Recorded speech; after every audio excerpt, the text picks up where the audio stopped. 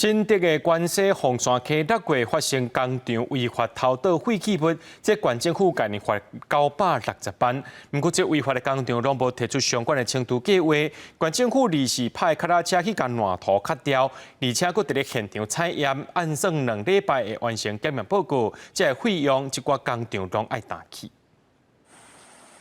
溪水顶面布一层油污，现场佫传出臭味。新竹县凤山溪6月份，予业者违法偷倒有毒的工业废弃物，影响新埔、关西民众的饮用水源。最重要是把这些污泥要清掉它，因为每天到下雨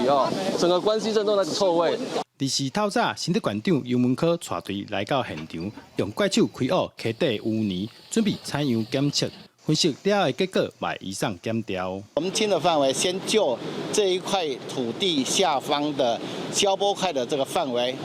这个长度，我们全部的把它挖下来，而且全程是录音录影，而且挖起来的这些污泥，我们必须要保存证据，来给检察官这边来将来做一个采证使用。另外，溪边布花各有残留部分的污染物。康必克在现场抽炸油用的锁啊，后续排用人工的方式清除。确认所有的